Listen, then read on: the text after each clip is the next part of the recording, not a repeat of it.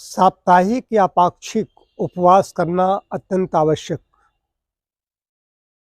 यदि अभी तक उपवास करना प्रारंभ नहीं किया है तो उपवास करना प्रारंभ कर दें।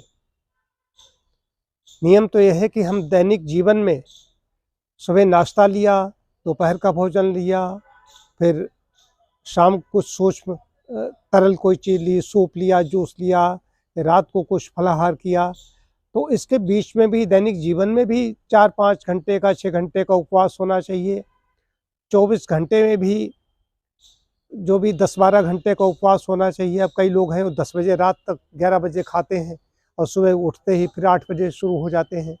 तो उनकी फास्टिंग कितनी हुई? बहुत कम हुई। कम से कम 12 घंटे की फास्टिंग होनी चाहिए कि 8 बजे रात तक भोजन समाप्त कर लें और अगले दिन 8 बजे से पहले कुछ भी ना खाएं। ये तो 12 घंटे की हुई।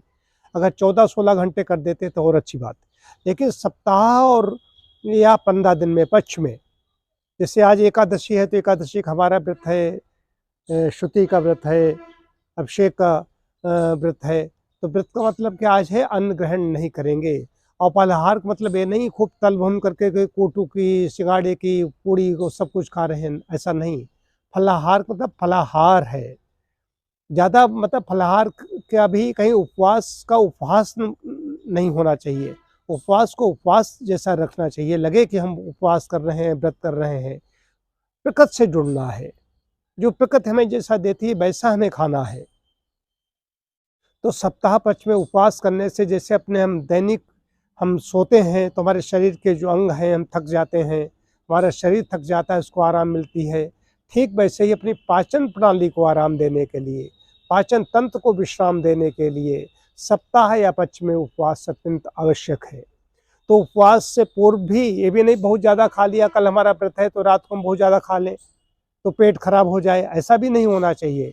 उसके एक दिन पहले से ही कुछ हल्का फुल्का ऐसा खाएं कि ताकि अगले दिन हमारा और अच्छा उपवास हो जाए और कम से कम खा करके पाचन प्रणाली को जिससे ज़्यादा ज़्यादा आराम मिल जाए।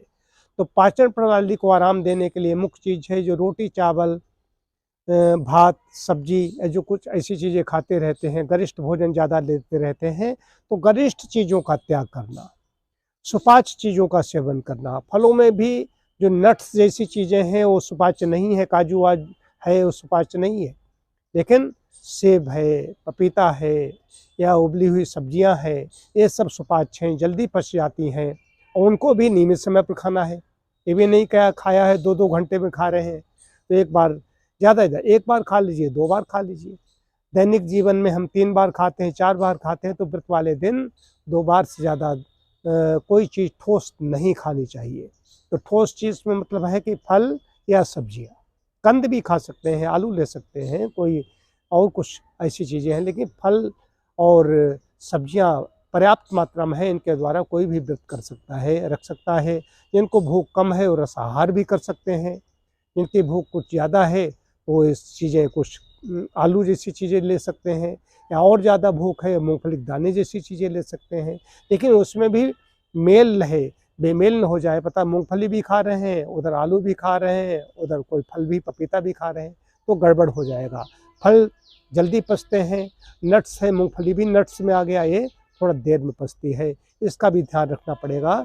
तो अच्छी बात यही है कि फल और सब्जियों पर अपना का व्रत करें, कि फल और सब्जियों को ही हम ग्रहण करेंगे।